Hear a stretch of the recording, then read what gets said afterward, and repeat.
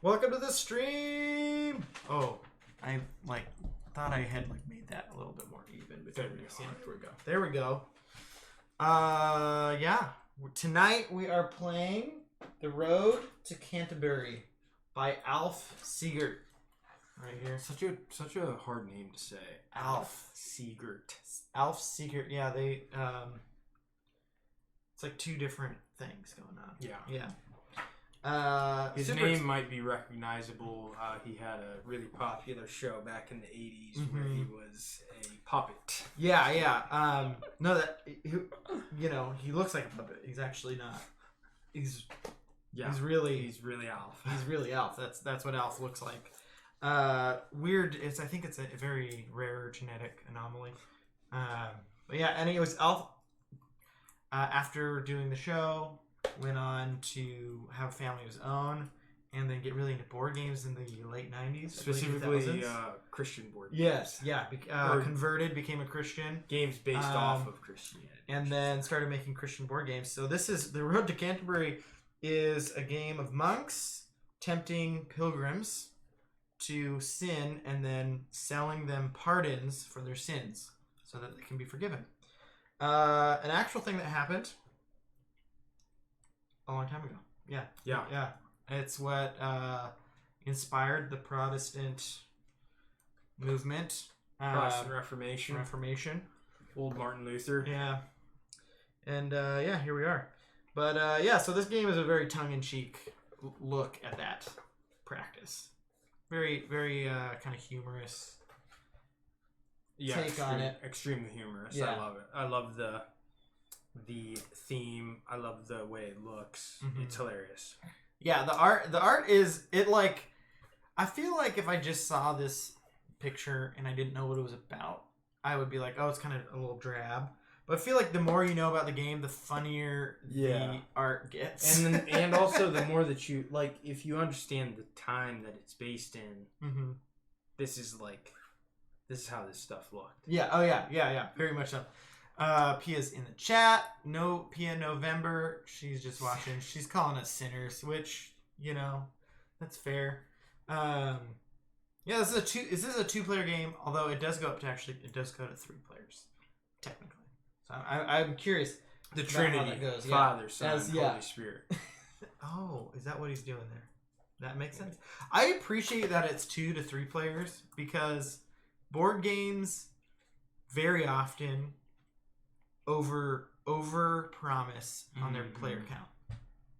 Yeah. Sometimes the game says it can go down to 2. It can't go down. Yeah.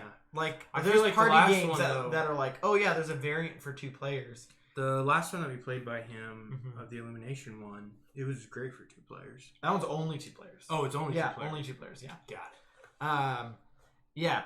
I think probably the biggest offender that has messed me up in terms of having a bad gaming night are 2. First one is Zombicide, and the second one is a game called Eldritch Horror, which is like a cooperative. Both of them are cooperative, but their boxes say, and this is early gaming for me, I was new to gaming. The boxes say 2 to 8 players on them. So I was like, sweet, we can get 8 players playing Eldritch Horror. 8 players is an intense amount. Dude, it is a lot of people, but I was ambitious, and I was like, this is going to be awesome. Dude, getting 8 players to focus on a party game is hard.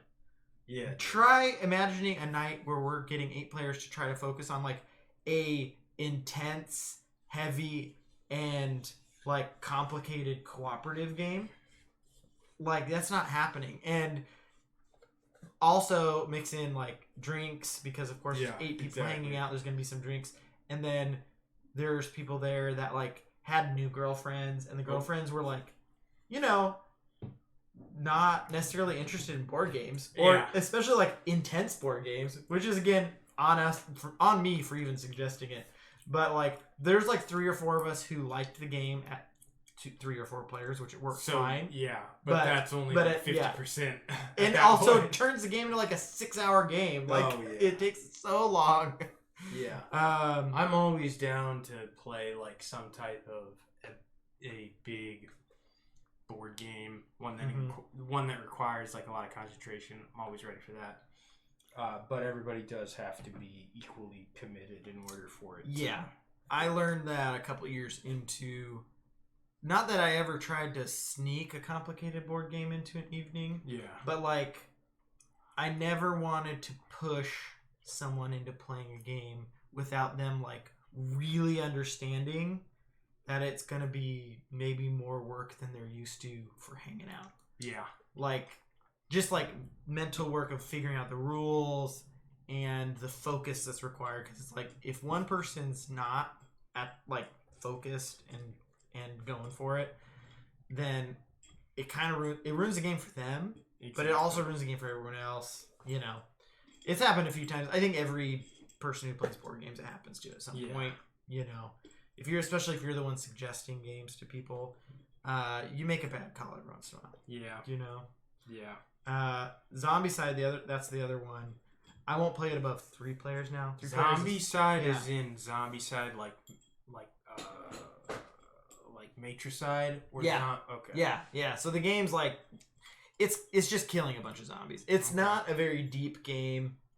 It's not. It's like kind of the way I would describe it is like it's a beer and pretzels game. Yeah. But like for people who want to have a big epic thing going on. There's beer and pretzel games that are like card games that you actually bring to a bar. Yeah. And those are fine and fun in their own way. This is like you're going to do it at home because it's too big to play at a bar, but you're not really going to be like thinking heavily about the strategy. You're just like, give me some dice, I'm going to kill some zombies, and I'm going to get a cool crossbow and do it with some crossbow, you know. It's a fun game at 2 to 3 players. How many does it say? 8 again? Yeah. And the thing is like I tried it a few times at higher player counts, and each time in my mind I was like, how is this not working? Because each person controls one character at like 6 players, but at 3 or less players, each person controls 2 characters. And the thing about the game is it's random enough to where one of those characters could have just a really bad game. Like they might not do much. They might get stuck in a corner and get killed by a bunch of zombies, you know. So if you're playing 2 characters, you as a player are going to have a good game because one of your characters almost guaranteed are going to do some cool stuff. Yeah. Whereas like if you only have one, it always happened every game. There's always one person who really struggled to have fun because all they had to do every turn was like search for stuff and they never got it. That's kind of how Twilight Imperium can get too, though. In my from the time that I played with you guys, where it was like every once in a while you pick a bad class and then you kind of like get stuck. I felt like I was pretty involved, although it was my first time playing, so I was a little like, what the? But I mean, there's a lot going on in that game. Yeah. A lot of negotiations, broken promises, broken hearts, space betrayal. Yeah. You gotta play again one of these times. I know. We've only, I think, played once since then. And it was at a friend's farm. I don't know if you met David. I don't think I have. Yeah. He's at a regular house, but he has like pigs and all these things. So it was That's cool. Like during COVID times, I played a lot of Apex with him pretty much like every night. So I would hear about his ducks and his pigs and like his metal workshop and all these things. So I'm like, I'm really curious. You're like, I'm coming over there. Like, I want to see this stuff. What it's about. Yeah. And so eventually, we played Twilight Imperium at his house. He has a custom board game table too, which is that he made, which is cool. That is he made it for Twilight Imperium, which is extra cool. Wow. And then the idea that pigs could be in space, that should be a class. Wait, is there a pigs class? Dude, there should be. There's a turtle. There's space turtles, space cats. Yeah. Space lions. There's like a monkey thing. Yeah, no pigs though. There's got to be pigs. They got to be like a gluttony. Dude, they're in consuming in the Star planets. Wars. There are I cannot. Oh, the Gamorreans.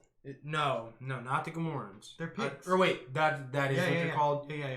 For some reason, I was thinking of Gamora from... from Marvel. Yeah. And I was like, no, not that. But the Gamorreans, yeah. I only remember that really well is because I listened to this podcast, the Campaign Podcast. Did I send that to you at some point? Oh, wait. It's a role-playing game podcast where they play Edge of the Empire, the role-playing game we played. Yeah. And they do these flashback episodes, which still are like probably, in my mind, peak Star Wars. Like, if they made Star Wars movies or TV shows like these podcast episodes, that's always been one of the things with Star Wars. The fanfic has always been better than the source material. That's funny. Well, I would the agree original in this trilogy. Yeah. I always say Campaign Podcast is my favorite Star Wars movie. Yeah, but it's a slow burn too. It's pretty long. Anyways, one of the characters plays a Gamora in those flashback episodes. Yeah. It's him and a little Jawa, and they just go around solving crimes.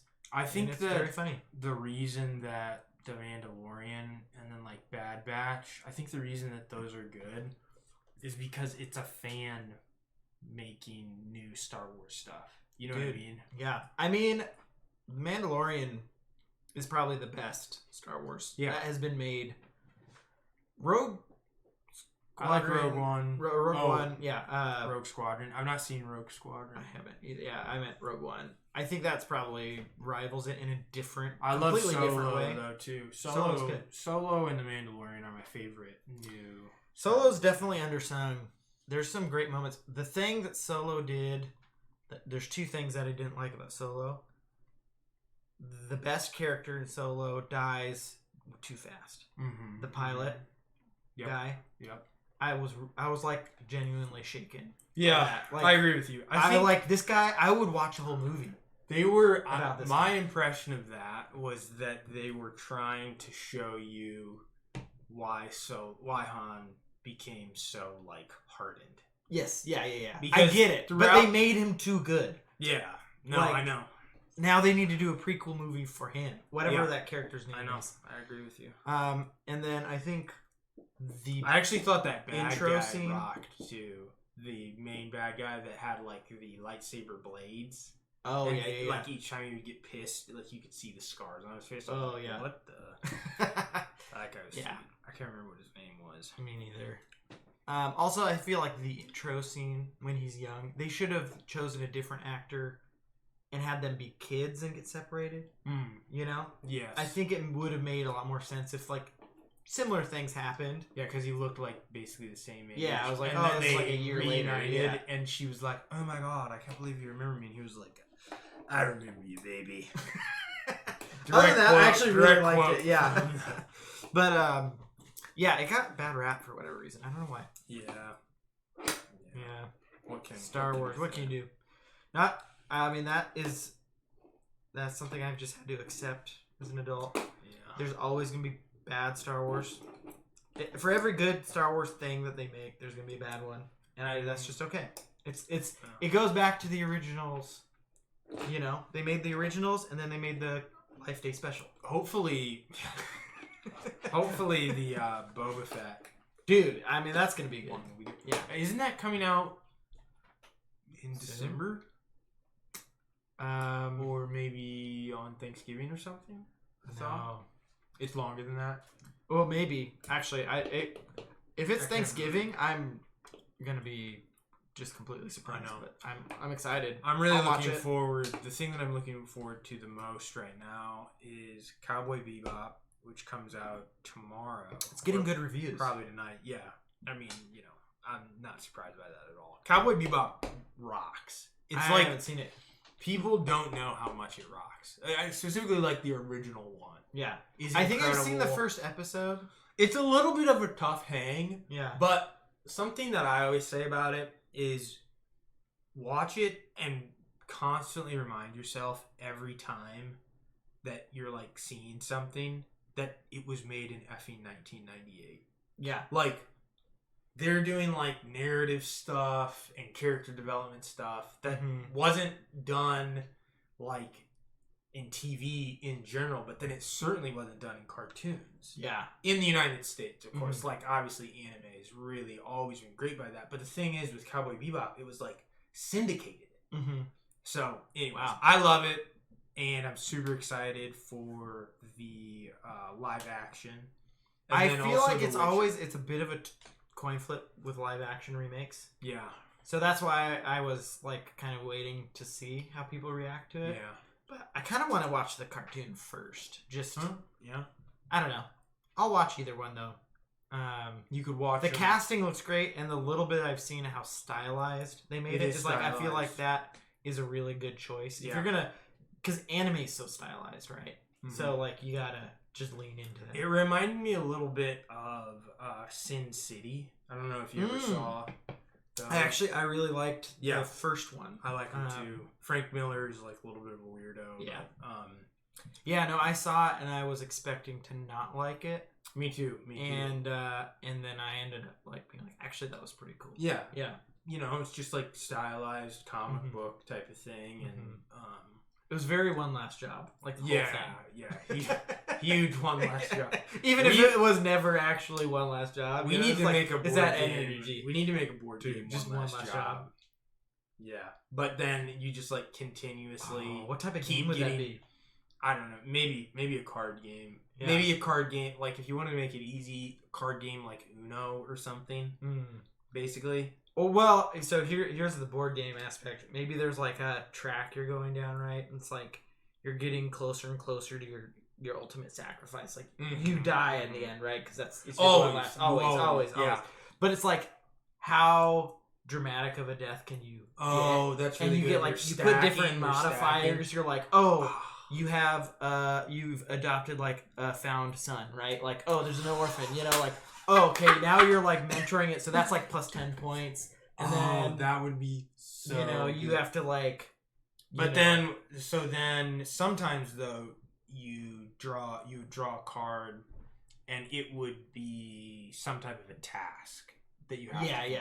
You know, because there has to. And each task would come with the risk of dying, and if you die too soon, then your points. A risk of dying or something getting taken away from you, like like the whole like lose your son, or something, or have your dog killed. Freaking I can't remember. Have you seen? Yeah. I've seen the first one. I need to watch the other ones. But yeah. So and then the best part would be is like the track that you're going down.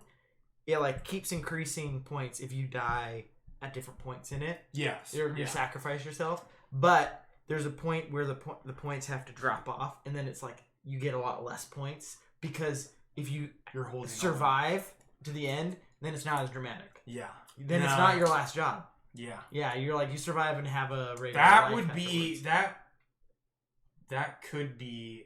So you want to die in the like the peak of the drama. Yeah. No, that'd be really good. Yeah. Easy enough to make. Yeah. Card game. Yeah. With some cool art. With some good art. You got to just like get people to do homages to different characters, you know. Yeah, you do Lethal Weapon, you do some Die Hard, you do John Wick, you do Bloodsport, you do all of them. Yeah. That's a pretty good idea. Anyone can take that idea. I'd play it. I probably won't make the game. But I would definitely play that game. Just an ideas, man. Just pitch. Yeah, we're just pitch people. Actually, there's a Planet Apocalypse, which is a Peterson game.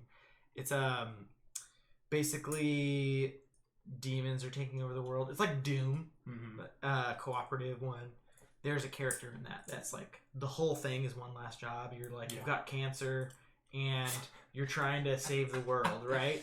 And they have a move in the game. It's like an ability that if you use the ability, you roll like an obscene amount of dice to do damage, just like way more than anyone else. But then you die. Which I was like, this is like one of the coolest co-op characters I've ever played. That's really cool. Because I gotta do that move. That's called the Go Big or Go Home. Yeah, definitely, but then like you do that move and then you're out for the rest of the boss fight. You're like, I hope it does enough damage to like get the rest of the team there. Which I love moments like that in co-op games. I'm trying to think. There's a new... Oh, yeah. Yes. There's a new movie. Can't remember what it's called. But I do know that Jake Gyllenhaal is in it and Michael Bay is the director. And it's all about them robbing a bank. They're former, like, military guys who, you know, have, like, been screwed by the government. So already I'm in. Yeah. But then they're like, okay, the way that we're going to resolve this is we're going to rob a bank. But then I can't remember why, but they decide that they're going to rob this bank, but they're going to do it in an ambulance. And so then I think that the whole entire movie is them running from the police with money in an ambulance. I wish I could remember what the name of this movie was. Yeah. There's probably some big explosions in it. Oh, there's definitely some. Yeah, but I was like... Is it like Hurricane Heist? Is it in that vein? No, it's more serious. Okay. Although more serious. Yeah. Okay. Oh, way more serious. Yeah. Michael Bay. I feel like Hurricane Heist took itself pretty seriously, but it was funny. Yeah. Yeah. I don't think that this is trying to be funny. Yeah. No, it's like a.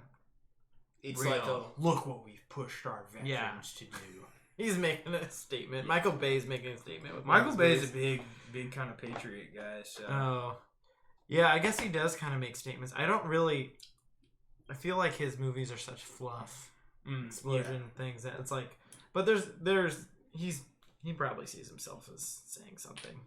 Oh, I'm sure he does. Yeah, I'm sure he does. But you know, that's one of the problems in our society today. People are arrogant. Yeah, which is a sin. Yeah, where is that arrogance? No, it's not a deadly sin. I guess. I guess. Wait. Okay. Pride. That's it.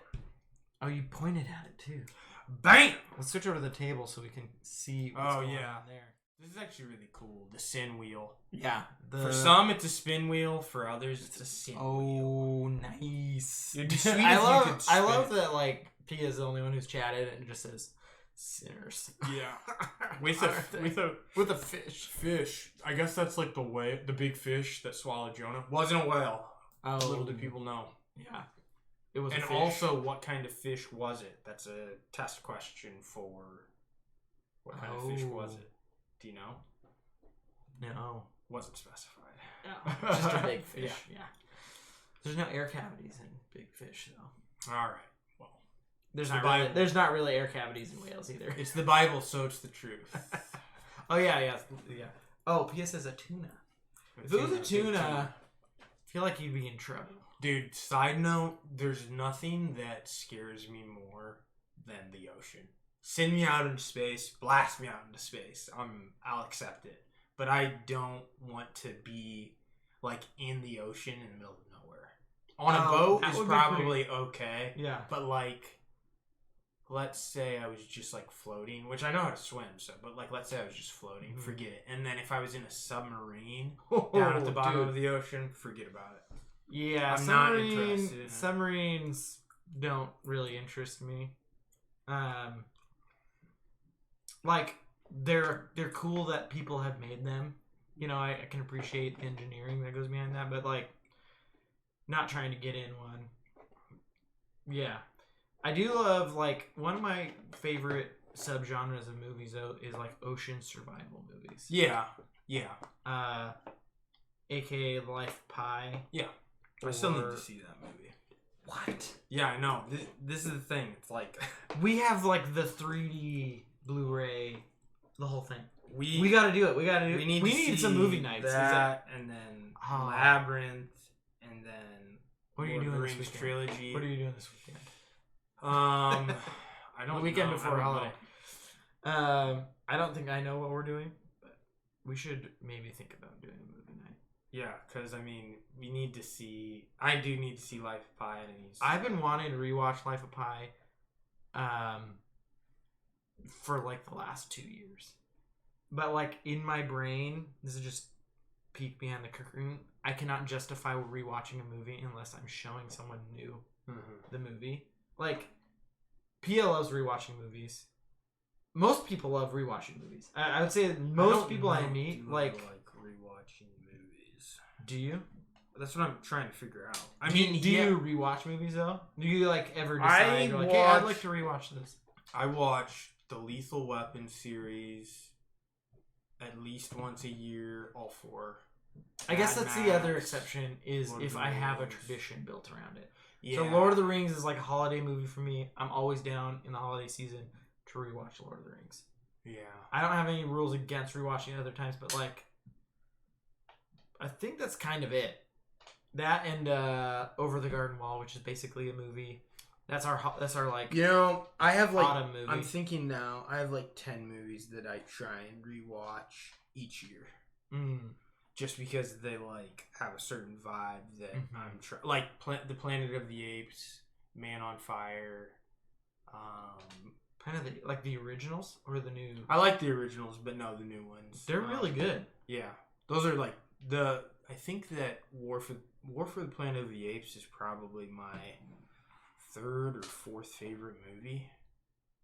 Dang, I did not know that. I've watched them, and every single one I watched, I was like, that was a really good movie. And then I like leave the theater, and nobody ever even mentions them. Oh, I love them. Oh, yeah. I think that... I never hear anyone talking about it. I'm like, I liked those movies, and people are like, oh, yeah, I remember those came out. I just remember one time, like, I was talking with somebody about how, like, there was, like, this, like, really unifying spiritual quality about the movies, because basically it's like, obviously, a analogy for how humans not only are treating one another, but like treating the earth. And I was like, that's really deep.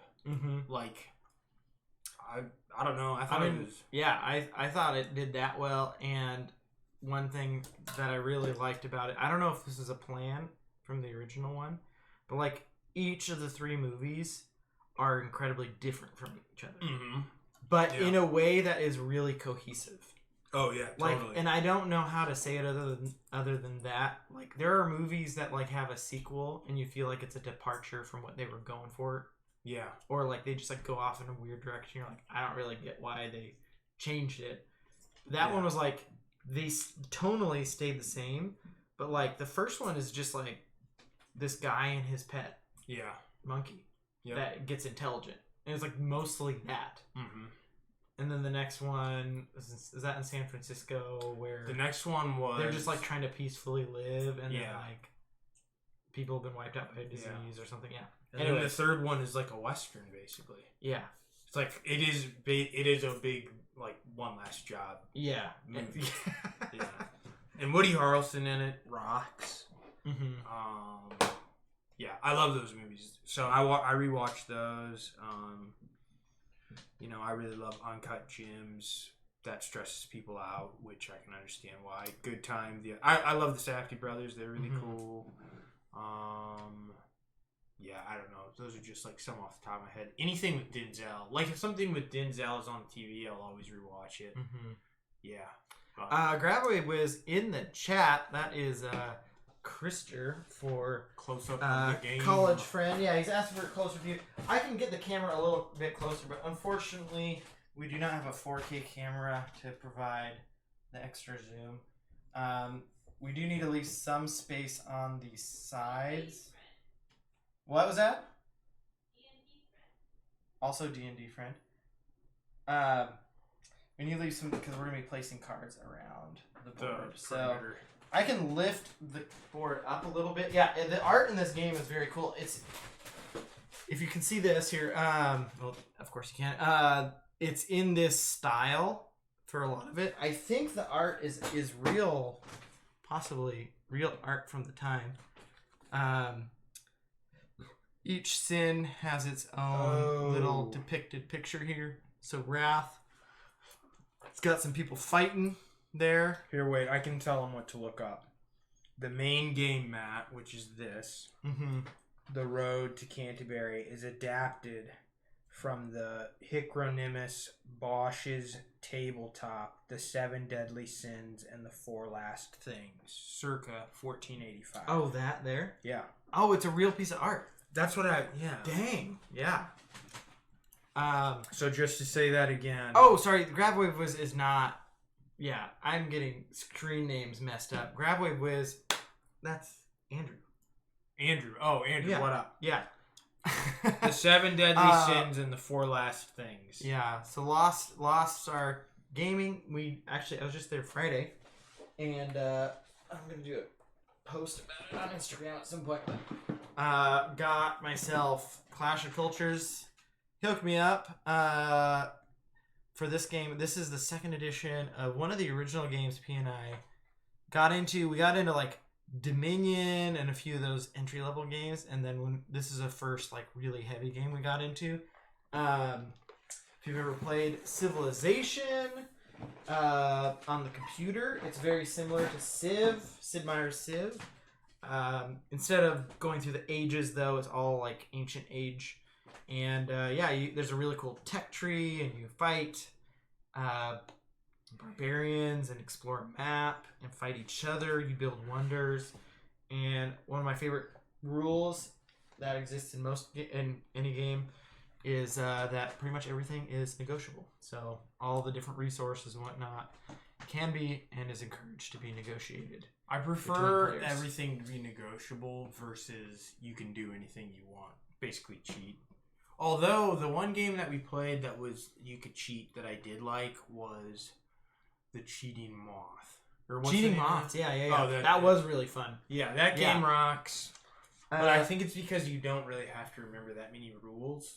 Because it's like, it's weird. With a game, it's like, they're like, oh yeah, you can cheat in this game. And it's like, okay, that's cool. But then they're like, here are like all these rules. And it's like, okay, wait why are you telling really cheating? me? Yeah. Am I really cheating if there's so many rules around the cheating? Yeah, in Cheating Moth, the rules were... The only limitations were like you can't cheat at the wrong time. Yeah. Which I think is if you're going to make a game around cheating, that's fine. Yeah.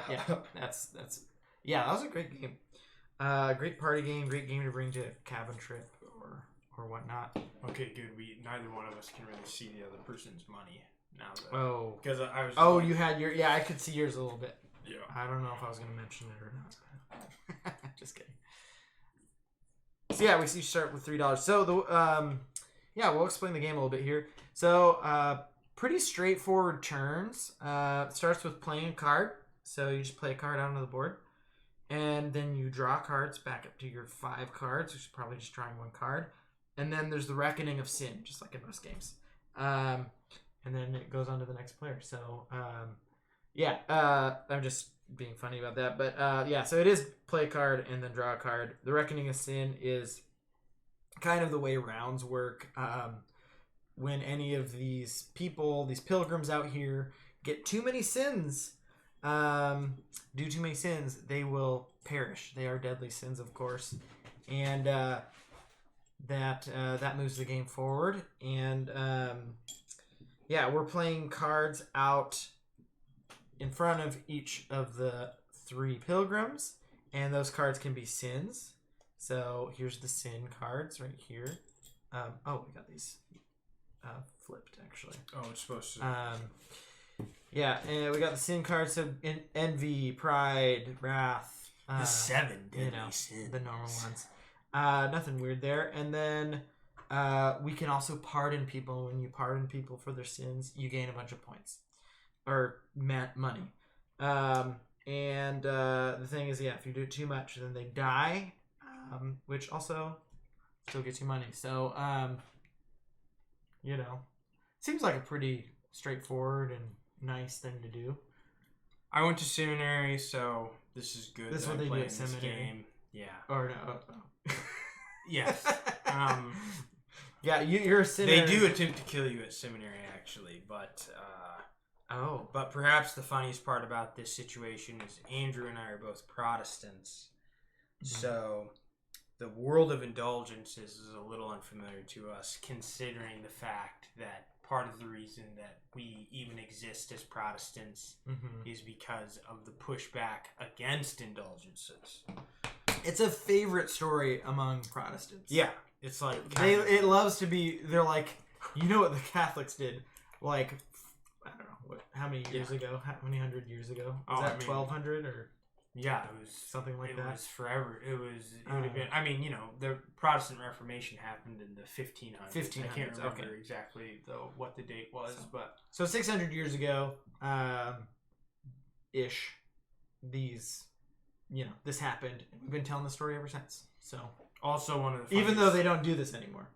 Well, yeah. I mean, now you have confession or that type of stuff. But one of the funniest things too is just that it makes a lot of sense to me personally why you would want to be against making people pay for sins that they committed. Mm-hmm. No one should have to do that. That makes a lot of sense. And then someone like John Calvin, who was big in Geneva and all, Calvinism, all this Protestant, he is the person who invents usury. He or not invents, but rather he says that usury is perfectly okay. So, are Protestants that different from Catholics? Maybe we didn't know. Question. What's usury? Usury is basically when you're stealing from. Well, I shouldn't say stealing. It's a way that you would exploit poor people. Oh, okay. Yeah, so, I'm not familiar with that story, but also not a story that gets retold over and over again. Yeah, exactly. Because it's the sins of the Protestants. Yeah. Which is always funny that, we get to tell these stories. But as Martin Luther said, if you're going to sin, sin boldly. Also, the way that I translate that is sin big or go home. That's funny. The Moy redeems a hydrate. Thank you, the Moy. Drinking Wrecking Ball tonight. Drink responsibly. Drink my water. Mm-hmm. All right. So yeah, should we start the game? I'm diving in. I'm going deep. Oh, speaking of which, they said whoever can cackle like a let's read the rule book here for first player. Cackle like a cleric. The player who can cackle the most like a vile and greedy medieval pardoner begins the game. I think we need to go. We need a close up for this one. Yeah, we do. Turn the cameras on, baby. Who's going first for the? I think. Do you want me? I can go first. Yeah. Just okay. I can embarrass myself first. I gotta get in the right. Gotta think about pardoning some sinners. They did the sin. They need to pay. You do the crime. You do the time. Yeah.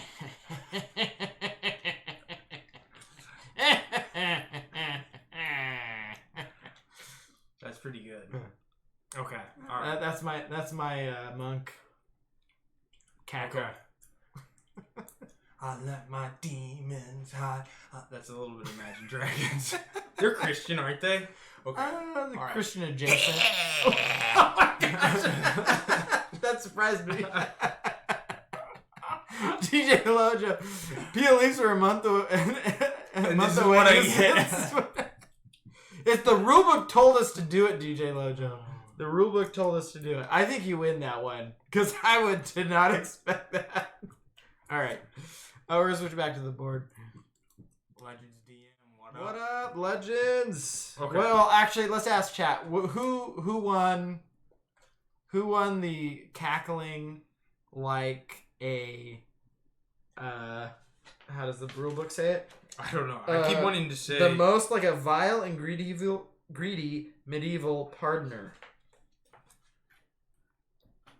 Grabo wants to hear them again. Oh, wow. I don't even know. That's a lot to ask. I don't know if we can recreate that moment. I'd have to. I don't even know if I can do it again. Hello, Pia and... Hello, Pia and the Moy. Oh, in the chat. Got it.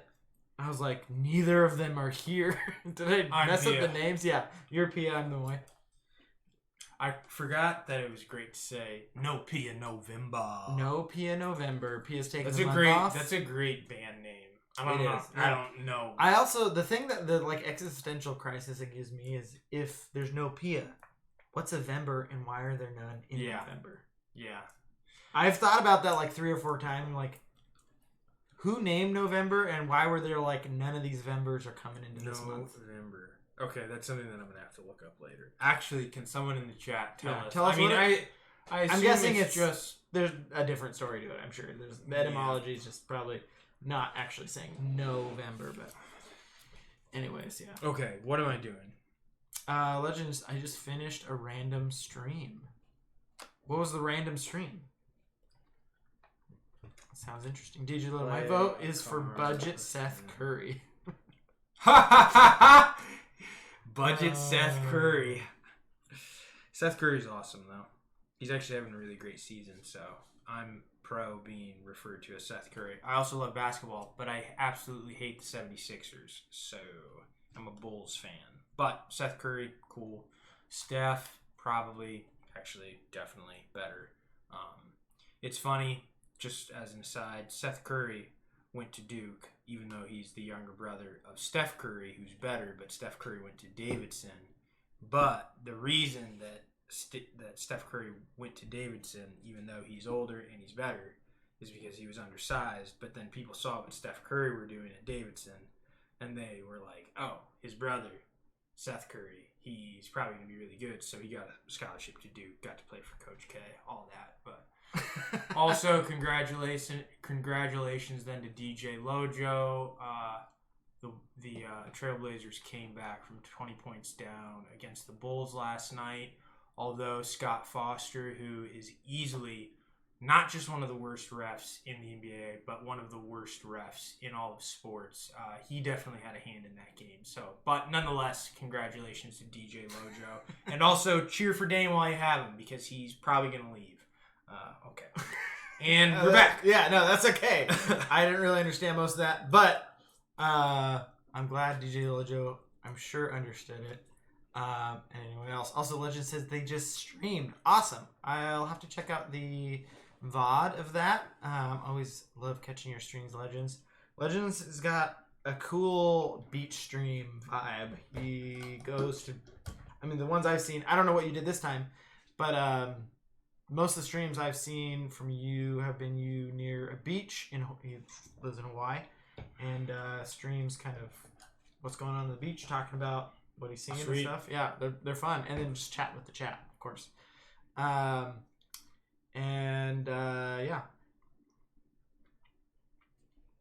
So I think you're going first, right? All right. So I'm gonna play Greed.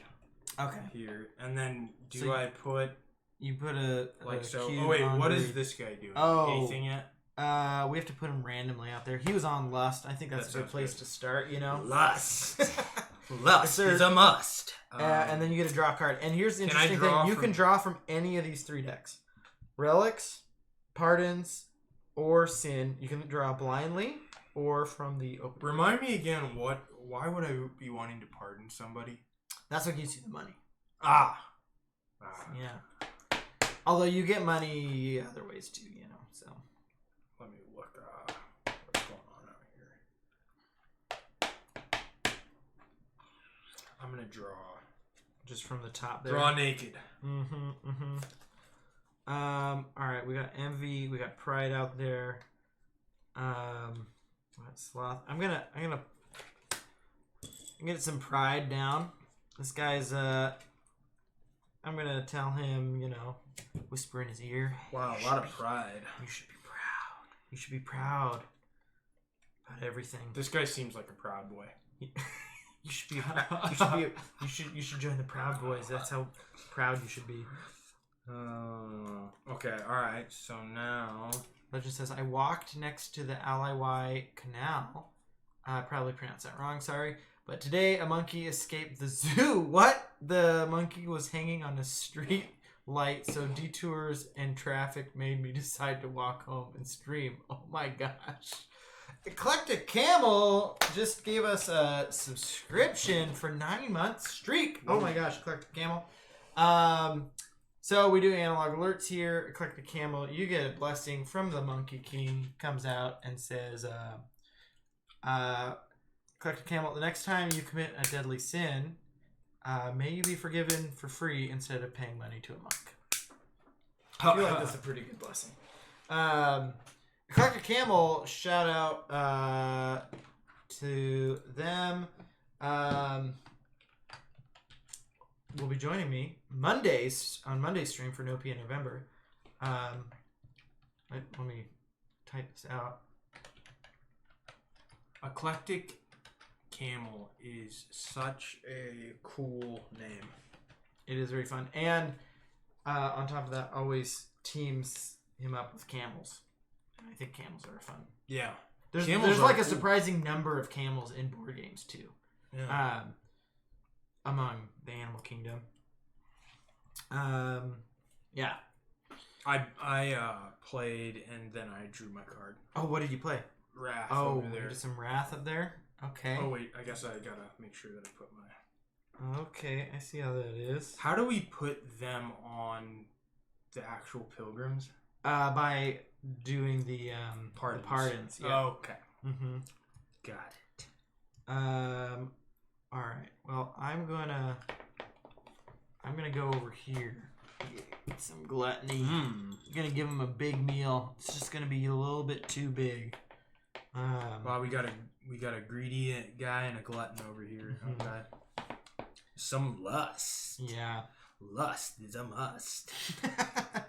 So whenever these guys fill up, or these pilgrims fill up with 7 cards, it is when these are deadly sins. They die, and then whoever is the most responsible for that death gets extra money, as is real life.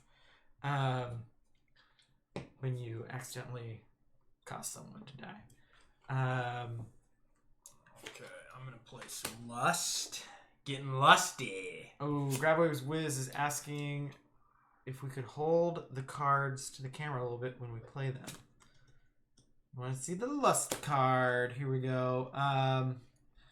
It's got a little painting on it of a tent, and there's a guy sultry laying there, and two lusty babes. Two lusty babes. One of them has a scepter. And, there's 2 people in the background being... By scepter, we mean... yeah, we know what that's a metaphor for. And there's 2 people in the background being real kind of creepy. All right. What do we got here? I drew, and then I put one back here. This is interesting. What am I trying to do here? I want to go for... Oh, wait. I didn't put my cube out on, on Gluttony. You gotta. Oh, wait. No, I did. Oh, I don't can only think have that one. I put mine out on Lust, though. Oh, shoot. No, I did. Oh, you're making this guy... Yeah, he's Lust. Dang. He's a proud luster. He's David, obviously. David and Bathsheba type of shit. Do you have any of these pardons yet? Do I? Oh, you have 1 pardon. Okay. Oh, you have 2 pardons. Oh my gosh, dude, I need more pardons. I would have been paying attention. I'm gonna put pride down over here. Yeah. Swallow my pride. Pride comes before a fall. And the art for the pride is this is really interesting. These things are a little bit too detailed to really get to capture on camera, but there is a person looking into a mirror, and there is in this corner it's like a demon dog thing that's like. Do you see this looking around the corner of the cabinet? Whoa, frick! Yeah, it's kind of creepy, and the demon dog is like holding up a mirror. Yes. Here, wait. Let me tell the people one more time. Okay. Hikro. Oh my goodness! Wait, we could put it in chat too. Here, let me. I can't even read it. Where is it here? So it's. Where is it? Right here. Hi. Oh, okay. I think it's Hieronymus Bosch. All right, I'll put the name of the art so that you can look it up if you'd like to see. Yeah, it is really cool. It is really interesting. Yeah. So all these pieces of art come from this painting, but it's been repurposed with permission. Mm-hmm. You can probably find the thing on like a museum's website, or Wikipedia.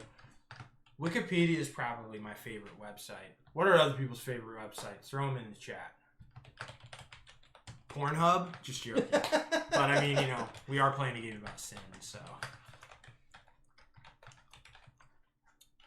Here we go. Oh, that last word is things. There was supposed to be a G there. But thins, you know what helps you get thin? Doing a little sin. I think I just went, yeah, I think it's my okay, so I want to do this. All right. Pardon for the lust. So you get to put an influence on him. Good. And you pardoned one card plus another pardon point because this guy is currently lust is the least in vogue sin currently. So it's extra bad. Extra naughty. Extra naughty. And so that counts as 2, so you're going to get $4 for pardoning. That flips down. It still counts as a card towards this person's death. Your board game experience is Zanga. That's Pia. Zanga, that's Just ours. Ars Technica and Slashdown. What is Slashdown? And Eclectic Camel says Targi and Jaipur. Yes, definitely. Twitch TV. Okay. Oh yeah, I mean that's a pretty good website. And then board game Pia is asking what the estimated playtime of this game is. I think it's not too long, 45 minutes, and it actually does go up to 3 players. Board game Pia. How do we move that guy? Oh, so he moves clockwise. Okay. Now that you have done that, so now it's up to Pride. You just went? Yep, Pride comes before fall. All right, here we go. That's here we go. I am pardoning the Prides. Look at this. There you go. So that's going to be 2 Prides here. It's going to get me a cube. And then I get a bonus one for it being currently out of vogue. Sin. And that's going to be 3. So that's $9. This guy paid me $9 because he had a lot of pride. And he's up to 5 cards, so he could die any moment. I'm gonna grab a relic because I'm just curious what's going on. Oh, that's funny. Interesting. Okay. I think that I'm going to play this card, Fingernails of St. Vincent. Which just looks like this. This is a relic. And this allows me to remove 1 cube of any color from any active pilgrim and then return to its owner. No. So I'm going to do that. Which actually, where's the discard for this? I'll just set it here, yeah. That doesn't really do anything to you right now, per se. Not in the moment. But when this person dies, you will have influence on the most. Unless I can get another cube on there, which I don't think I can. And then I need to draw another card. Where's it coming from? Yeah, I know. I'm actually going to try a relic. Also, so Monday's stream, Eclectic Cam's going to be there. So is Ambi from Board Game Blitz. And we're going to be playing Yokohama digitally on Board Game Arena. Super excited about it. It's been in my collection for years at this point, and I've never been able to get it to the table. So really excited to play that. And I still have to read the rule book, but all right. So I'm gonna play the scrambled eggs of Saint Benedict. So these are obviously fake relics that we're selling. And then GrabWave, but they may have been real at one time or another. Oh, GrabWave has found the picture and sent the link. Thank you. Sweet. Awesome. Oh yeah, I see it right there. Yeah. So draw 1 card from any opponent and then give 1 of your cards in exchange. Break your fast with this Benedictine order and be filled with divine strength. Okay, so I'm gonna grab. Yeah, that's a good one. Is that a good one? Okay, and I'm gonna give you. Give me an extra naughty one. Oh, yeah. Give me the sin. Yeah, giving you lust. Very interesting. Okay. I'm just gonna grab off the top of the deck here. See what I get. Okay. I'm going to play Eyeball of Saint Isidore. Draw 3 cards from any single deck. Sin, Pardon, or Relic, and keep 1. Oh. Discard the rest. You may then play 1 Pardon or Sin card. So I'm actually gonna this draw is like that's interesting. 3 Sin. Or 3 Pardon. Justar says I always get Yokohama Edo mixed up in my memory. I love Edo. It's really cool worker placement / auction game. Definitely 2 Japanese words starting with a Y, and I'm just both gonna Euros put with these 2 back. similar enough art styles, so I get it. Just put them back in here, hopefully randomly. Kind of. I'll say Japanese themed games. They're both not. And then I'm going to play my card. Justar says Yo-Yo Mama. Yeah. Yo-Yo Mama. Discard that. It you told me still that get- I can play. yeah, so then you can- then I can draw again, right? So after you play, you'll draw. I did play. Oh, you I did. played Greed. You which did you I have? So then we get to flip this. But that's right? a part. That's a greed pardon. Oh, yep. Yeah.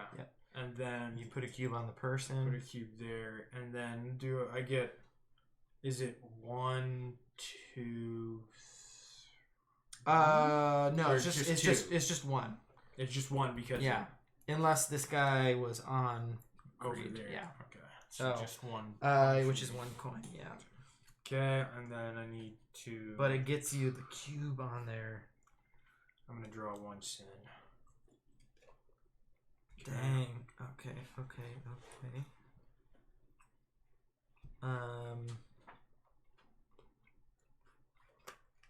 Sins are filling up They fast. are, they The are. Sin wheel, baby.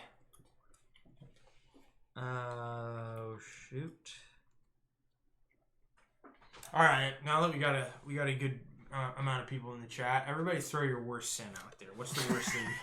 That you've ever committed. There you go. And we'll pardon you.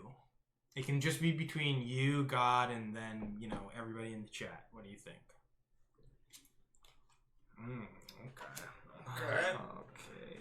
I've got too many. Now I have too many pardons, and I don't have enough sins.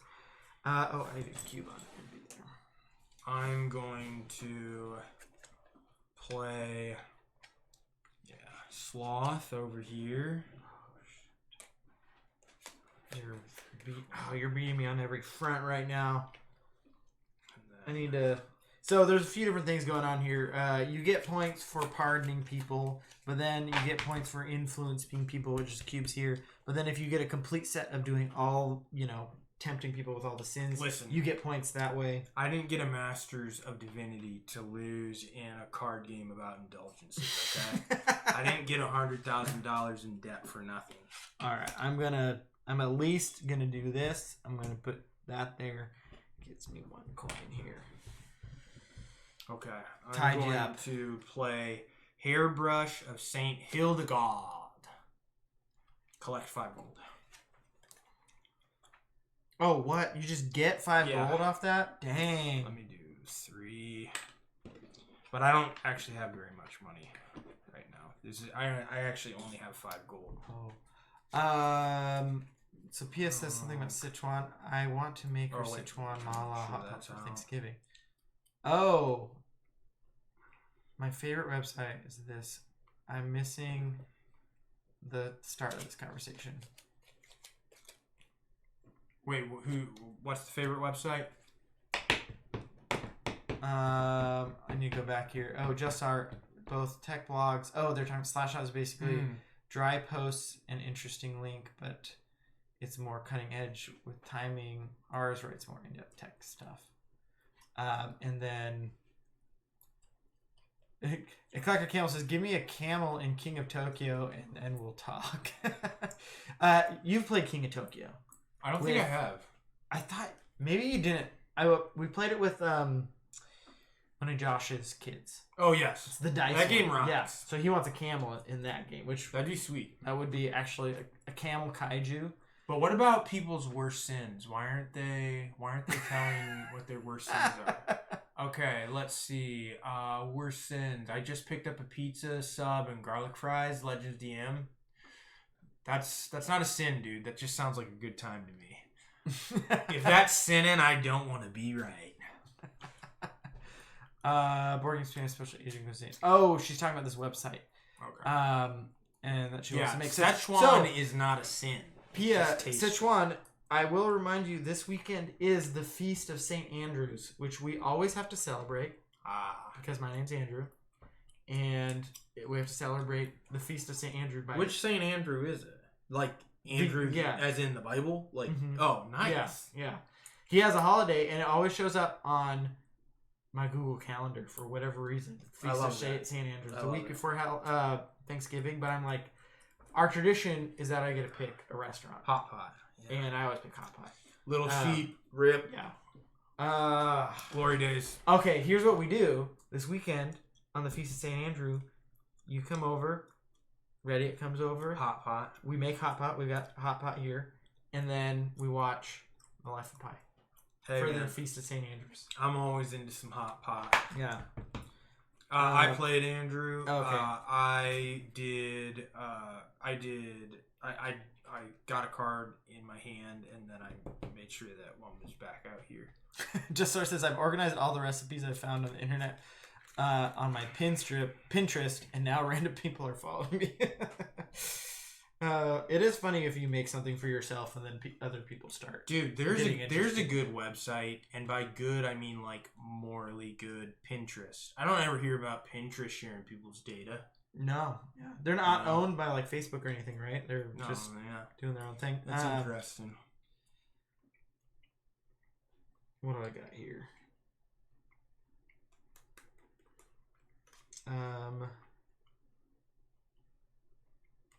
What can I pardon?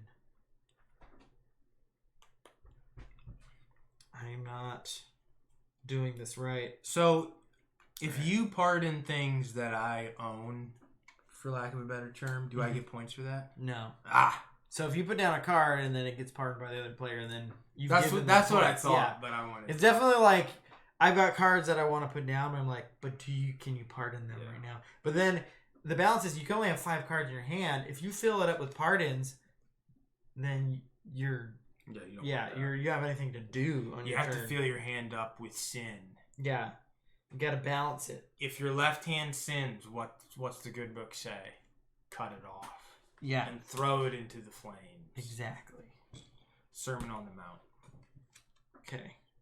And lots of wrath. We got some wrath. Wrath, baby. Oh, dang. Yeah, the decisions in this are tough. Okay. There's like, I want to do so much, but every time I do something, you do something. And that could mess me up. Well, you know what they say, the wages of sin are death. Or should we say, the sin of wages, or the wages of sin is life. The wages of sin is wages. Oh. Okay, I'm going to pardon this. Dang it, I knew you had that. I should have. We're turning these, right? Yeah, all of the wraths. And then you put a cube on Mr. Envy over there. Okay.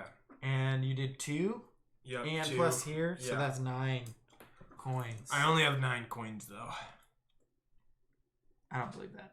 I don't believe that for a second. That you only have 9 coins total? I do only have 9.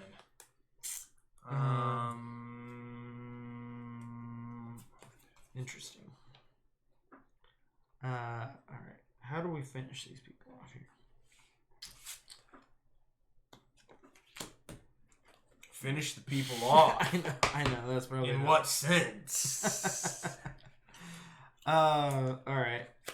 1, 2, 3, 4, 5. That one's up at 5. I'm gonna place this envy here. Flip that over. It's only gonna get me 1 coin, but it does plop that down. You planted your yield flag. What do we got over here? 1, 2, 3, 4, 5, 6. It's close. It is indeed. Thanks, Jessar, for popping that into Discord, so we can take a look at the recipes you saved.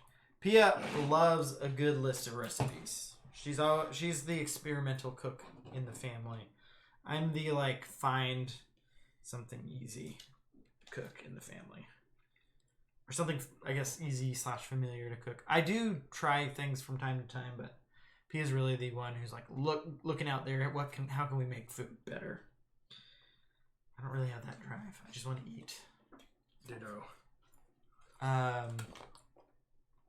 What do we got going? Oh wait, because I played that, we're on Envy now.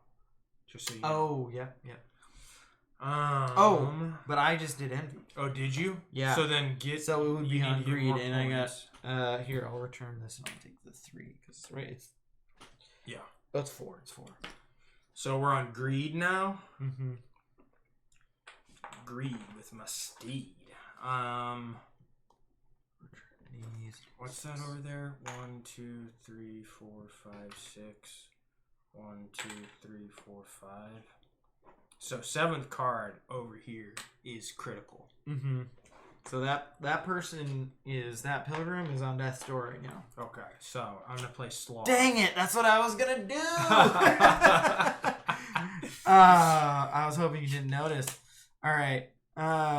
So you get 1 coin for that, but then you put a cube down on them, and let's make sure we do this right here since it's the first time we're doing it. You have the majority, so you're gonna move one of your cubes down here, and you get 2 coins for that. Okay, good. And then we wipe all the cards. They come off. Do I get points though for putting? Yeah, what's this? Let's make sure we get this right.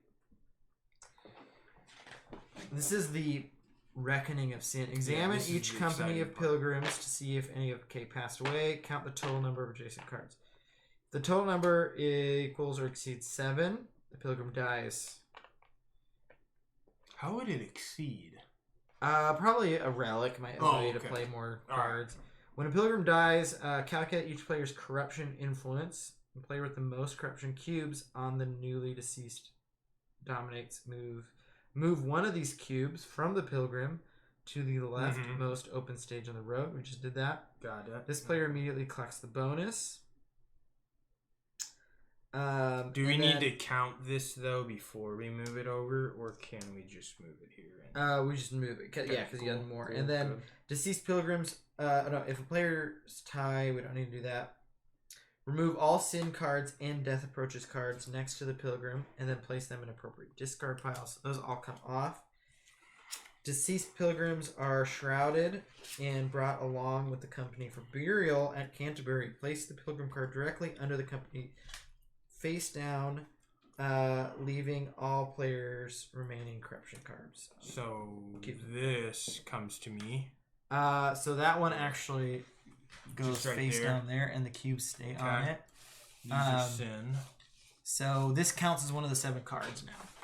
Oh, does it? So it only takes 6 cards to, and then we draw a new pilgrim card. Place it in the space for for this company. Okay, you know when we were talking about companies earlier? Yeah. This is one company. This is one company. And this is one company. So.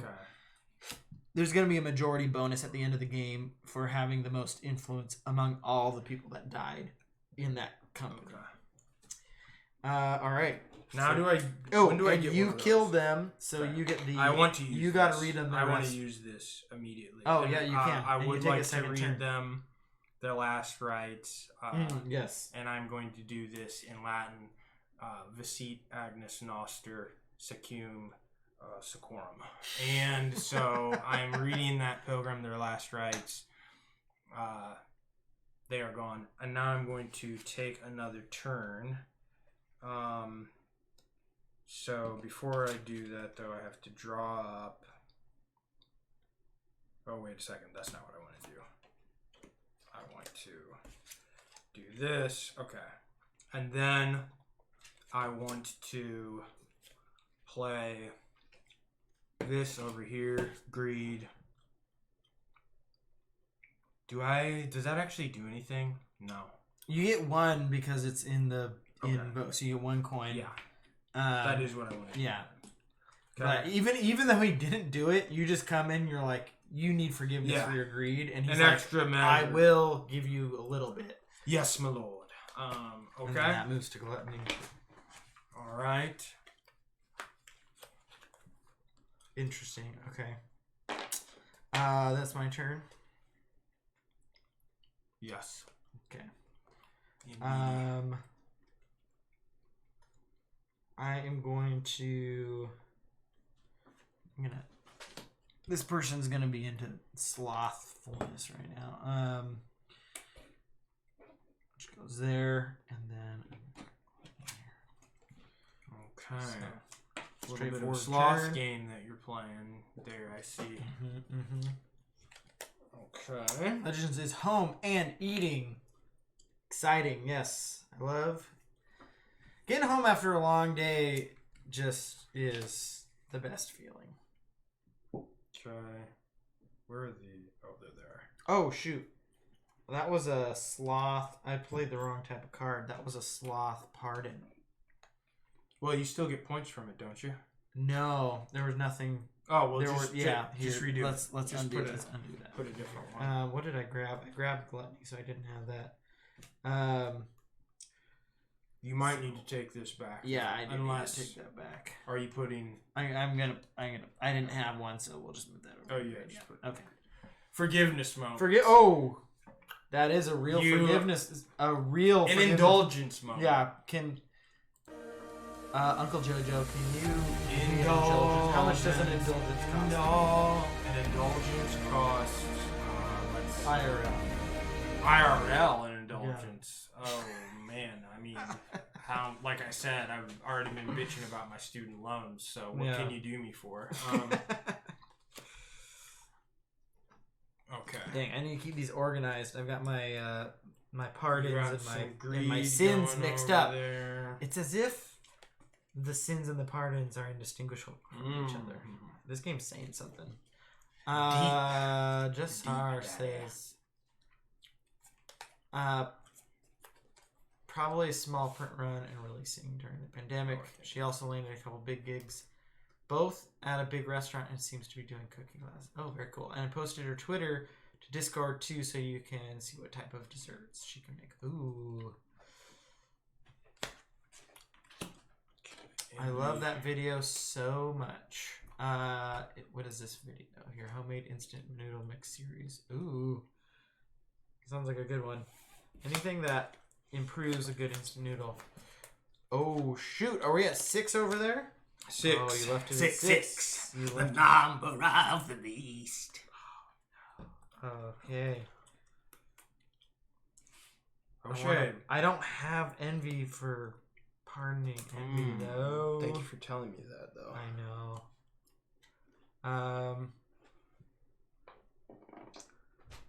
Dude. That is what I was wondering, frankly. Yeah. If you had envy.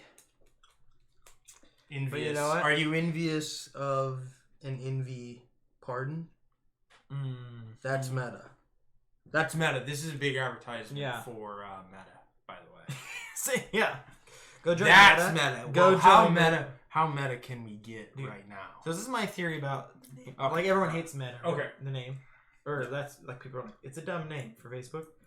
I think they chose a bad name on purpose so that people forget about it and disassociate them. Disassociate. It's all like PR marketing. Yeah, exactly. So it's like in 6 months when Meta does something, people are like, "Who was Meta?" Dude, you know what it is though? It's like you give a dumb name and people are like, "Oh man, that name's so dumb. It's so dumb." And it's like, are you guys forgetting about like what Frances Haugen just reported like to Congress? She was that whole thing, yeah. But so it's like you guys we're talking about about the name? Yeah. Like what?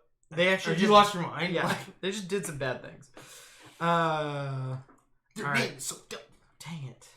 I need to finish that one off. All right, I'm just going to finish it off because I want the death. I just want to give them their last rites here. So, I can't put a Q on gluttony. So, they get finished off. You're going to get this. Dang it. I'm giving that to you. But interesting. So that's how that works? Yeah. Okay. And then these all get discarded here. So, but then this guy stays.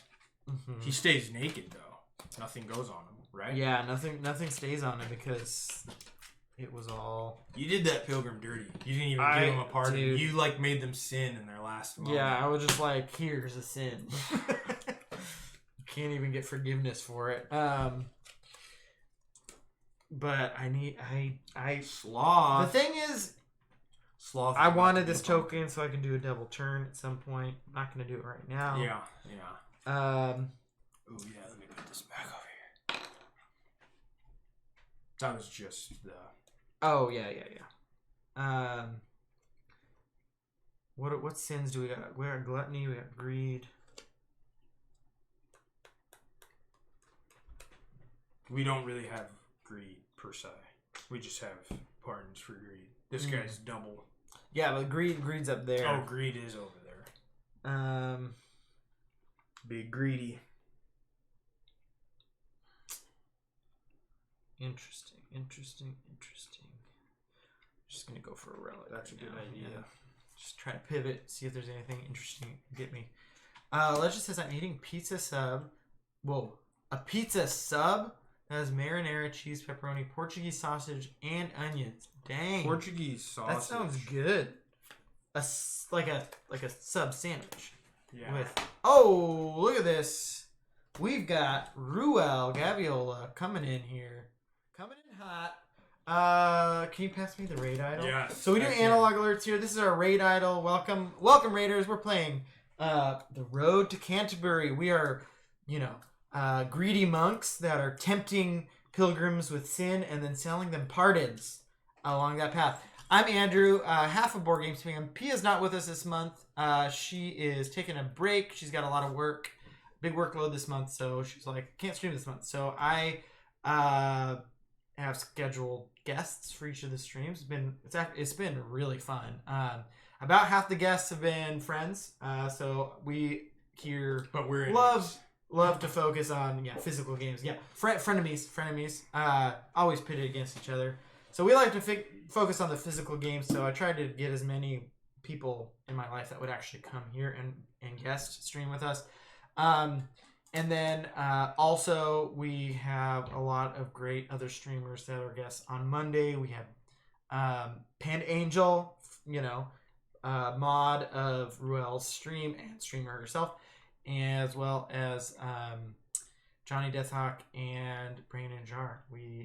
What did we play? We played Nidavellir, which was very cool. Thought it was a made-up word. Turns out to be not Icelandic word, but a Norse word. And then next Monday we got Eclectic Camel. He's in chat, and Ambi are going to be joining me to play Yokohama. So super excited about that. Panda Angel right there. Also, Panda Angel, take your turn in whatever game we're playing online. No, actually, it's not your turn. So welcome to the stream. Welcome to the stream. What's your guys' worst sin? Put it in the chat. So I'll tell you about this game. The Road to Canterbury. It's an Eagle Griffin game. It is. Let's switch over to the other view here. Oh no, the forgiveness moment. We can't. Forgiveness isn't free, guys. Forgiveness isn't free. You have to pay for it. You have to close your eyes. All right, I always forget to turn that off. So the Road to Canterbury. Yeah, we're playing Crooked Monks, and we're tempting these pilgrims with the 7 deadly sins, and then we're pardoning for it. And when we pardon them for it, they give us money, and then eventually they die, which is pretty sad. But then we continue our journey until we get to Canterbury, and we can bury all the sinners that we have tempted and pardoned. Yep. And taken the money that we've taken from them. So we're both experts in sin. Yeah. So, and natural and pardoning. Yeah. Yeah. But mainly sin. Mainly sin. Yeah. So welcome to the stream. Mondays and Thursday nights, 8 p.m. is when P and I stream. So this month, P is taking the break off. But next month, we're gonna be doing When You're Here, Your Family. Oh. So good. Family games, family style games. Yeah. I'm into that. Yeah. So Olive Garden. Yeah. There should be an Olive Garden. And we're gonna board eat game. 3 pounds of just pasta. just the breadsticks. Just breadsticks. Just the breadsticks. Just 3 what pounds was of that breadsticks deal in college each. that you would get like? What was it? It was the soup and salad, right? Soup and salad, and you get like 20 breadsticks or something, and some lettuce or some shit. Oh, was that a challenge or something? No. Oh, it was just like what you did. Yeah, as a college student. Yeah, it was like $6 or $7 to get unlimited soup and soup and salad. I think. Anyways, yeah, and then you'd load up on the breadsticks, and then you get your little cup of soup.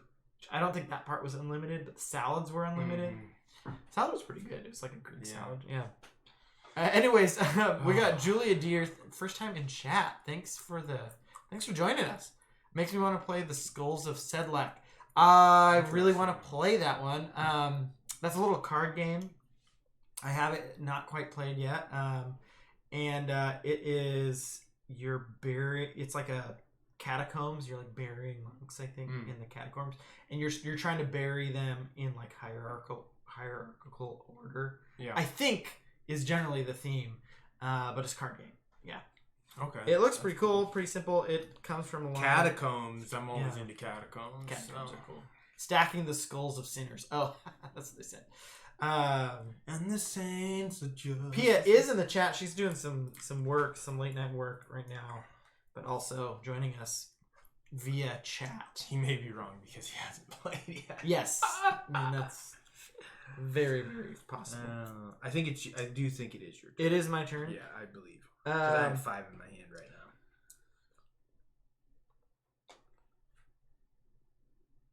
now. Interesting.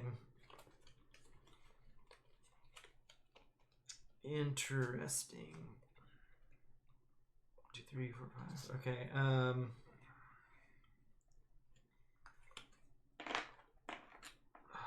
Dude, this is tough. All right, so the whole goal here is we're placing down sins as cards. So we play 1 card and draw a card. It's basically the turn structure. But you only can have 5 cards, and you want to balance your deck between having sins to give people and pardons, which is actually how you score points. Relics do cool superpowers. But right now I don't have enough of anything because I've just spread myself too thin here. So I'm just gonna make this person a bit prideful. And oh, dude, you completed a full set. What's that mean? Oh wait, no, you haven't done pride yet. Yeah. Got it. Never mind. What happens when you do that though? You score 20. You get $20, 20 coins, and then all your cubes go away, and then you can, I think, fill it up again. Okay. First person 2. First person gets 20. Second person is gonna get less. Okay. 10. It's gonna be half that. Okay. And then I need to draw a card here.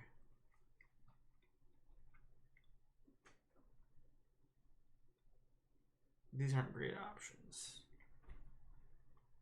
I'm gonna just top deck here. Actually, that worked out great. That's good. Okay.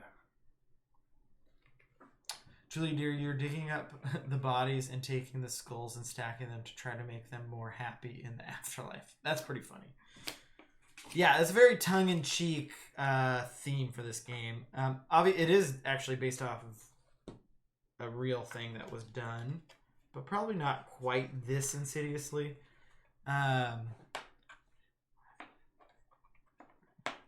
Okay. Got mine. Okay. Knives out. Knives out. I'm going to play the Collar of St. Bernard. Call out 1 type of sin. All opponents must discard all pardons of this type of sin. So I'm going to call it out. Greed! Yes! What happens, though? You just discard it. You just discard it. Do I get to draw back up? At the end of your turn. That was my turn. And that's a tough one. I saw what you were doing over there. You're setting a little combo of greed on this guy up there. Greed. Am I good to go? Yeah, you're good to go. Let's see. My turn's over. Actually. Yep, big or go home. Ayo. All right.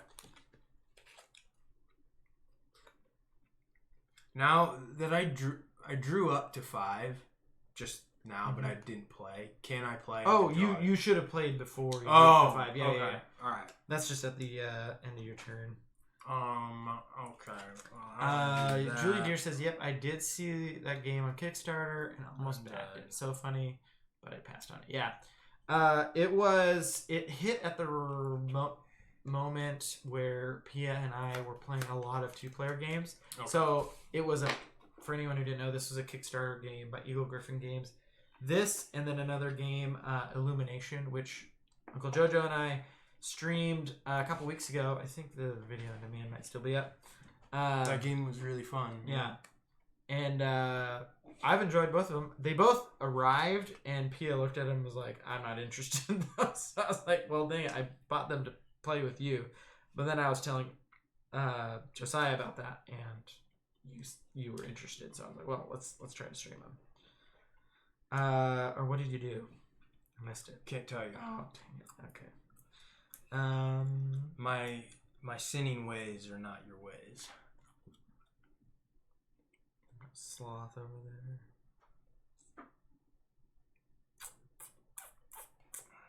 Oh, dude, I'm just full up on too many. Okay.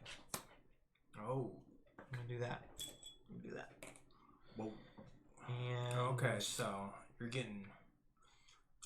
you only got to play Lust, and you only got to play Lust now. I see. Okay, so it's a race at this point. A little bit. Okay, let's see. 1, 2, 3, 4, 5. I'm gonna play Gluttony over here. Shoot! This. Which then it just makes it so that I put that right, and then I just get. Do I get 2? So you got 2, but gluttony is the currently denounced sin, so and so 3. It's 3. Yep. So 16. No. $9. That guy spent a lot to be forgiven. It's for that good to finally have some money. I don't believe that for a second. All right, so I'm gonna plop down a sloth here, and then I'm gonna sloth. Look at this. Yep. Okay. I got my double turn. So I can dig it. I read someone's last rites, which means I get two turns in a row. I'm pardoning this guy of all his slothful sin. This guy's he's not been pulling his weight. So that's 1, 2, 3, 4. That's 16. That's how you do 16. Okay. I'm going to return 4 and grab a 20 just because. Dude, they have such a. Look at this stack of 20s they have over here. Yeah. When are we going to. I don't know how. When are we going to do that? And then. What do we got out there? We got greed. We got pride.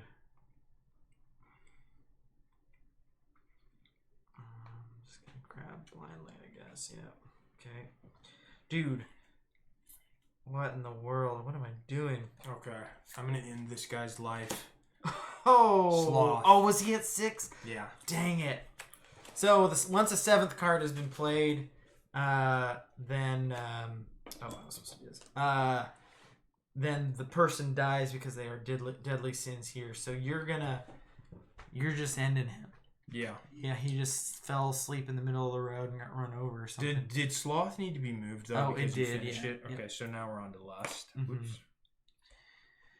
All right, so all those cards get wiped. You get the bonus here, so $6. Nice to have $6. Yeah, and all the cards get discarded. You can probably probably need to shuffle those back in at some point. Pretty soon, yeah. I think we're just 3 cards away from doing that. And then this just goes like so. Mm-hmm. And then we pulled the new one here. This is that guy's a gluttonous. That monk. That's his sin. That's the sin he struggles with. Mm-hmm. That's his secret sin. Have you been getting any of those death cards? No. I haven't got any either. They must be wild. Yeah, they're the wild card, but they just not been doing it. Oh wait, I need my because I killed him. Oh, dude, yep. But I'm gonna save this. You're gonna save it. Okay. I'm gonna kill this one. Wow. Right over here. Wow. That was a pride. That was it was a pride. I should have waited actually until that moved on from us, but either way. So I get $1 for pardoning just a skosh of pride. And then this moves over here, which is gonna get me $8. I'll take it. You can totally see how much money I have. Is this the final one? That's the final one. Oh, dude, we're close to the end here actually. Technically, we could just if we kill this guy. Yeah, as soon as that guy dies. Okay. It's over. I still need to get some more money though in order to beat you. I'm a little behind. Yeah, I'm realizing like getting the big sets of pardons is great, but just doing single ones gets your cubes out on here, which is like right now we don't have any cubes. Yeah. You know. Okay. Mm-hmm. My turn. Mm-hmm. Okay, so first I'm gonna do this. Then I'm gonna turn this back in so that I can play again. I'm gonna take Lust into my hand. And then this. And then I'm going to pardon the lust. Which then allows me to just do that. Gets you $2. You get $4 from that, right? Because it's the currently disliked sin. Yep. Nice to have $4. Dude. And then wait a second, I got to make sure that Interesting. Oh, I didn't draw up to the right number of cards last time. They should give each partner like a different name. They put different. Yeah. Well, no, they do. The wife of Bath.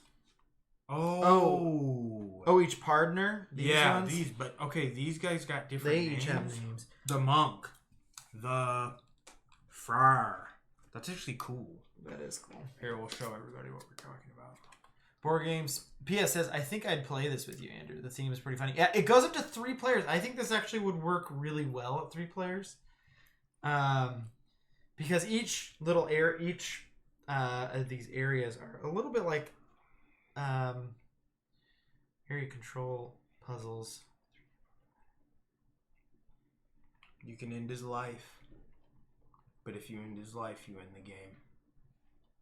I'm not gonna go for that. I'm gonna try to do this. Trying to pardon some pride. Just trying to pardon a little bit of pride here. Actually, was 1 card down.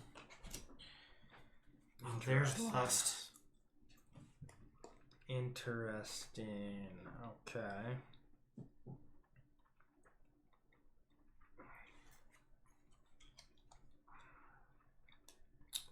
What do we got going on here? Also, what games are people looking forward to play this weekend?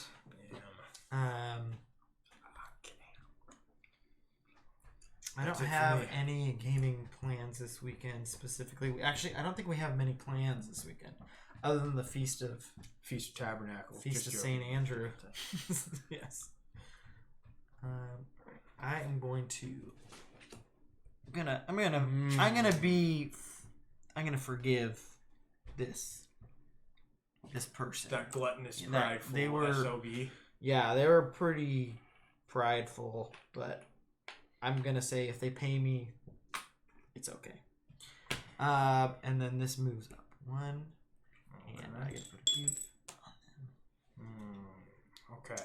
And I get to draw a card here. Sorry. No, that's okay.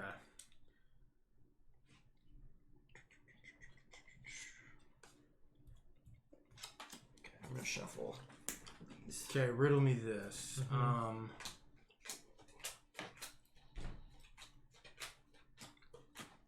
Actually, I'm just gonna do it, and then we can figure it out because I think I do know what the consequences are, and I'm into it. Okay. I'm going to play death. I'm into it. Okay, which is wild, right? Mm-hmm. So I can choose what this is. It is. It's lust. It's what they. Okay. What their favorite sin is. Okay. This guy is a lusty lady. So, lusty dude. So that's just another lust card then. Mm-hmm. Okay. All right. So when lust is pardoned, it's going to be counted as such. Okay. That's at 6, and we're at 4. 5 over here. 5. Dang.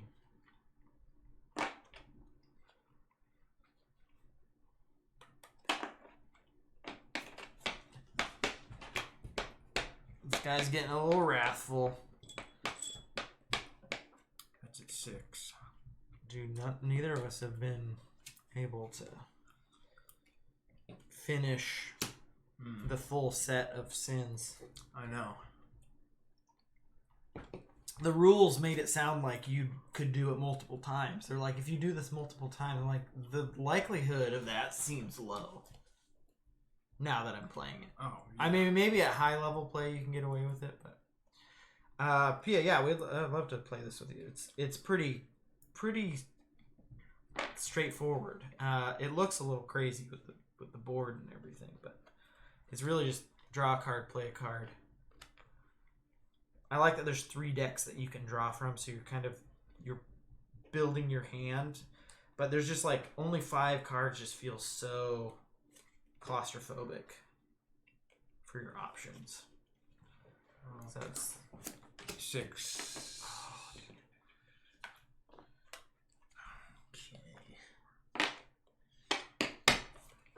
Okay. I'm pardoning Wrath here. Just need another cube here. And oh wow, okay. And that's gonna be 4. I'm gonna return these 2 and grab a 6.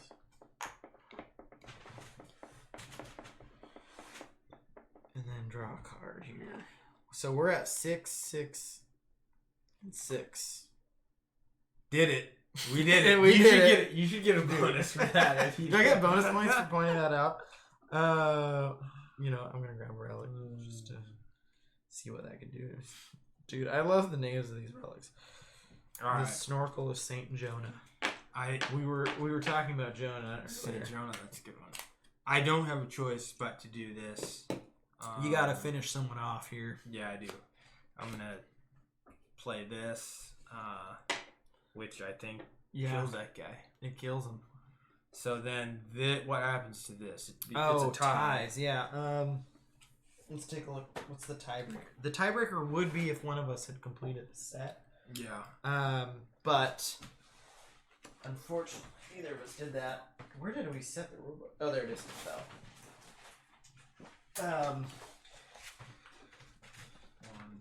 What is the tiebreaker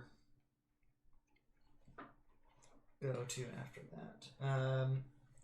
If the player's tied for corruption, then the player with more sin cards in hand is considered dominant. That would have players, been you. Yeah, if players again tie, okay, because you have drawn 4 up at the end of your hand. Yeah, okay. Yeah, I have 5 now, but I have 4. That is interesting. Okay, so I'm considered dominant, so I get the 10 coins. Okay, there you go. But then this still flips, right? Yep. And yours goes on there, so that's going to actually counterbalance a little bit for you. All right, so that finishes the game there. And now we go to Endgame Scoring. And that was quick. Yeah. That was really straightforward and quick. I get why. Yeah, I get it. So, the Road to Canterbury, most towns. You got the most towns, so you get $20. Finally. And I get 10 for being second place. So that's 6. No, 6 and then the next competition is each company. So it's included on the cards and on these cards. So had there been cubes left over on these, that would go towards whatever area majority. So it is interesting that because you pull one off to be claimed on the board, that's actually one less for your area. Yeah, I guess that's the way that it's balanced. Yeah. Which, that's good, because otherwise I think it'd be OP. Yeah, so you might not, it's like you might not want to win necessarily or finish it. But all right, so you won this one here. So for blue. How did I win that? Because it's it's just there's just one cube on it. So you're gonna get 15 for that. And I don't think I get second place because I'm not even there. Let me grab one of these. The denominations on here is a little funky, actually. For when you need 50, because like 10 and 15, they don't actually have like coins that are divisible by that. And Julia Deer says, I'm trying to get my hands on it for this weekend. Yes, I don't own it. No, please. Pretty sure I'll like it. It's an interesting mix of mechanics. This game, I'm actually... Oh, wait, I'm trying to get my hands on Brian Boru. Oh, dude. I want that game. I did not know about that game until today. And it like really shot up my list of games I want. Did you play... You played the King is Dead with us, right? No. Possibly? No. Mm-mm. So, but I do kind of like... Vaguely, yeah. It's like a really, really, really good 2 or 3 player game where it's a little map of England. Pia really wants to like do a retheme of the Philippines because it works really well. Okay, cool. Yeah. But it's like really, really streamlined. Barely any rules. But it is like one of the tightest like competitive like game. Like the level strategy that go into it is just insane. And then Brian Boru, it's kind of a funny name, but it's again an interesting historical game, but like in a really streamlined way. Not as streamlined as The King is Dead, but it's got a similar mechanic where you're playing cards. They call it trick taking. I don't know if you're familiar with the term, but like hearts. Anyways, unless you play a lot of trick taking games, it's hard to really get your head around it. But basically, you're playing cards and trying to get the highest card of the suit. But that leads into, and Julie Deer's talking about it, into an area control game.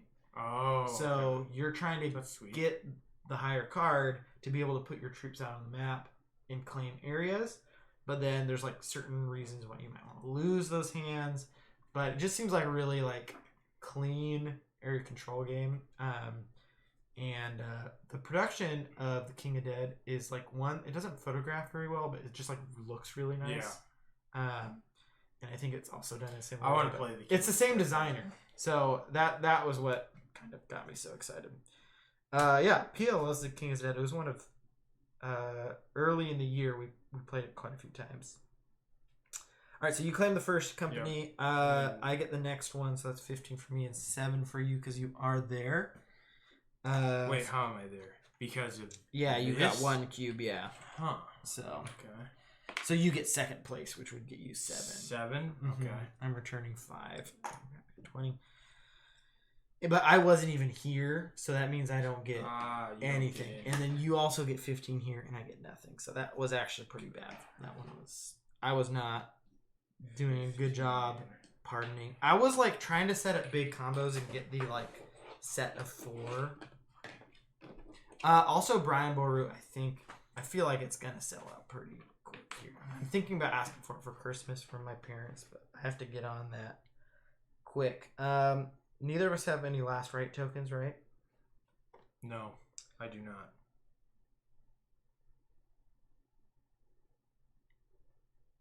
At the end of the game, ties are resolved in favor of the player with the most cubes in the circle of sin. We're tied. Yeah. And we didn't really have it. Okay, so I think we just count up the points. There's nothing else that scores. Nothing here. No. Yeah. That whole thing is just for ties, I think. Okay.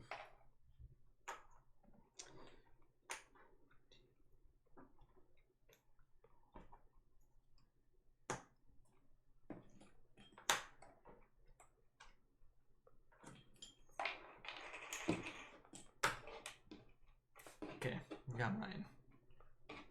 Okay. P.S. says Brian Boru is the name of a real Irish king. Oh. Yeah. Yes, it is. And I think that's one interesting thing is that this person, this designer of both The King is Dead and Brian Boru, they take a historical moment or idea, but instead of going in the direction of like making an incredibly complicated game that like accounts for the muddiness of the field during the battle, he makes like a really clean design that is also still very thematic to usually about like a kind of a historical moment that isn't forefront. You know, people don't really think about, like, no one knows about Brian Boru. No, not no one, but yeah. I'd never heard of Brian Boru. And apparently there was like 100 different kings in Ireland, and he was like the king that was like, no, there's going to be just a couple, and he conquered the other ones, which, you know. I didn't know about him, and I'm Irish, so. Yeah. Yeah.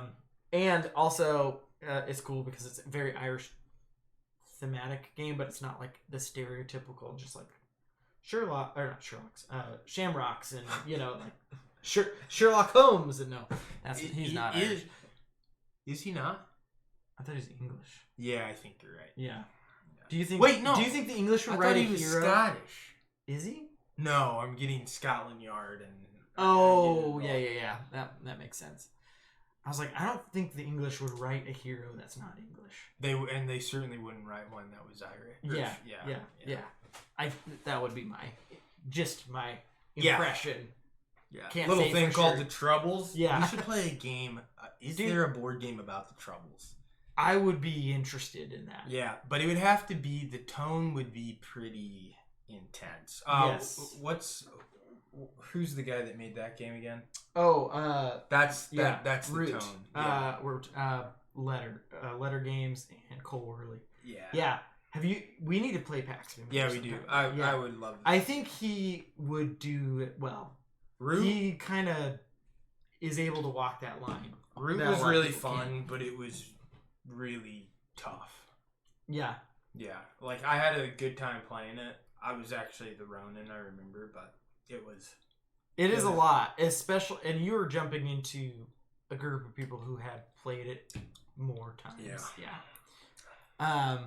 It gets easier. I would say Root is probably one of the harder games to learn for how probably the hardest game to learn that is also really popular, which I think says a lot about the production and the theme and the stories it tells.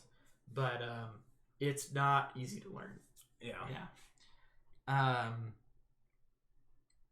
And Julie just said, "Oh, FYI, your gut on this one playing well at 3 players is spot on. BGG is in agreement. It's best. Oh, this is best at 3. I feel like it would be good at 3. I think 2 is great. Yeah. All right, do you got your score? I do. All right, mine is 85. Mine is 100. Dude, 100. You broke the triple digits. What up? Mine the better is sinner. 6, You're the 6, better 6. sinner. Yeah, 600. Yeah, actually, if you do that, you ascend. Yeah. Yeah. Or descend. Depending. Yeah, won't know until you do it. Yeah. If you can get, it's really hard to do. 666 points. That was a fun game. That was fun. Yeah, I'm excited to play it again. Yeah, I definitely want to play this one again. Yeah, this one would probably go in my top 5 of favorite games. I like the strategy. Mm-hmm. I like the theme, obviously.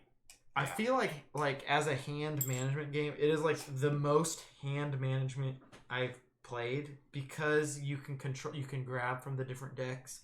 You're like a lot of games, hand management, it's like, what do I keep and what do I get rid of? This game's not just what do I keep and get rid of. It's like, how many pardon cards should I have? How many, sin cards? It's like you're choosing fully different decks, which gives you the illusion of control, but really, I just the whole time I was wanting more than what was in my hand. I was I didn't grab the right things. I didn't plan for it. Which is, I feel like, the type of feeling that you want when you're, strategizing these type of things. Julie Deer says, Root isn't harder to learn than a Lacerda game. That's true. Lacerda games are harder than Root. I would say, but Lacerda games, Lacerda is a designer who's known for making some of the most complex games. Yeah. They're pretty fun. The one that I've played, Escape Plan, is fun, which is known to be one of his lighter games, but they are quite complicated. Yeah, I mean, I'm into complicated games so long as it doesn't involve math. I'm always happy to play really complicated games. Yeah, and I think my point for Root though is Root I think has a lot more mass market appeal. Lacerda games are an acquired taste, and I think people only really come to them when they know that they're not being sold, to people who are it's their first game, or their second game. But Root, I think, is being sold to people who only have a couple games and have only played a few games. But Justar says, I've played all Lacerdas save Kanban and CO2. Ooh, we have Kanban, Justar. I still haven't played it. I'm excited to. I thought that was a spider coming down from the ceiling into my eye. Dude. On the stream. On the stream. You caught it here. Cool. Yeah. Well, thanks for joining.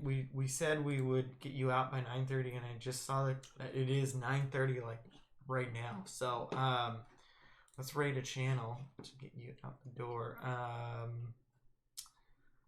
We're gonna raid into Defoob. Dude, Critical Role is 67,000 people. Can you imagine 67,000 people viewing your stream? That's incredible. Yeah, they got something else going on there. All right, we're gonna raid into Defoob. Thanks so much for joining us. I hope you guys enjoyed watching The Road to Canterbury as much as we enjoyed playing it. I think it's definitely gonna hit the table a bit more. So, all right. See you over at the at Defoob's channel. Thanks for joining us. Just asked if we played the Gallerist, Lisboa, Escape Plan on Mars, maybe one more. Oh, they have played, yeah. We've played the Escape Plan in Lisboa, and Lisboa we kind of didn't know we were going to be playing it, so it was a bit of a surprise. So, all right, thanks again for joining us. See ya. And see you around. Dude, that was sweet. Dude, yeah.